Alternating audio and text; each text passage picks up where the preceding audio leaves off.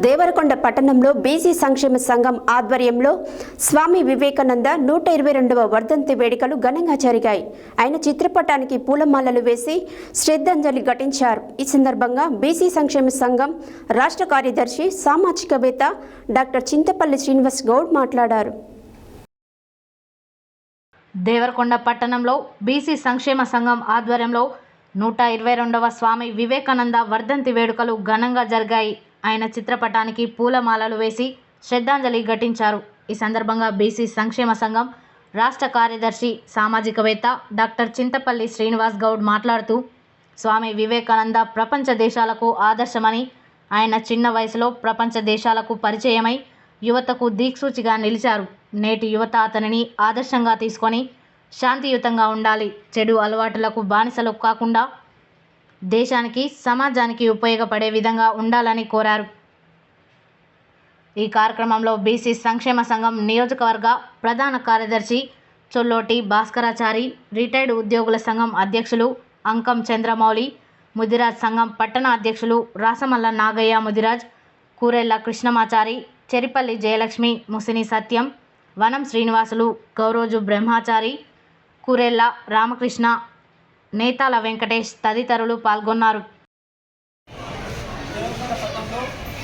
BC సంక్షేమ సంఘం ఆధ్వర్యంలో స్వామి వివేకానంద యొక్క వర్ధంతిని స్థానిక విశ్వ కాంప్లెక్స్ ఏర్పాటు చేసుకోవడం జరిగింది.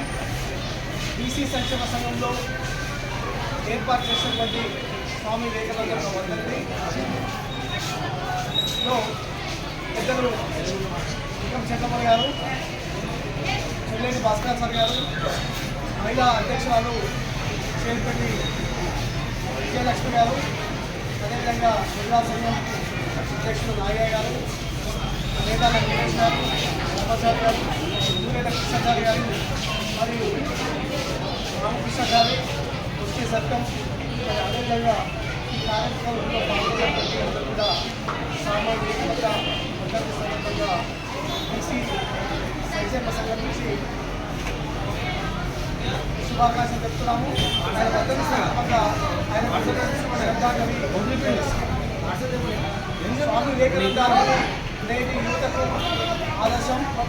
నేటి యువత ఆయన ఆదర్శంగా తీసుకొని కాదు, చిన్న వయసులోనే ఆయన బ్లడ్ క్యాన్సర్ తోటి శరీరంలో ఉన్నటువంటి చనిపోయినప్పుడు ఒక యోగిగా ఔషధాల సైన్స్ నమ్మకుండా ఒక యోగాభ్యాసం నేర్చుకొని, అంటే ఆయనలో ఉన్నటువంటి అభయాన్ని మొత్తం కూడా శుద్ధి చేసుకొని బాగా చేసుకొని అమెరికాలో ఉన్నటువంటి చికాగో సమావేశంలో మరి చాలామంది అమెరికా సెనేటర్స్ కానీ డెలిగేట్స్ కానీ వివిధ దేశాల నుంచి వచ్చినటువంటి అనేక మంది వ్యక్తుల మధ్య ఆయన ప్రసంగించినప్పుడు ఆయన ప్రసంగాన్ని చూసి అన్ని దేశాల నుంచి వచ్చినటువంటి వ్యక్తులు కారణం ఏంటంటే ఆయనలో ఉన్నటువంటి తక్కువ శక్తి, ఆయనలో ఉన్నటువంటి మరి ఒక పైకి ఎదగాలన్న ఒక శక్తితోటి ఆయన అభ్యాసం చేసి ఆ స్థాయికి వచ్చింది.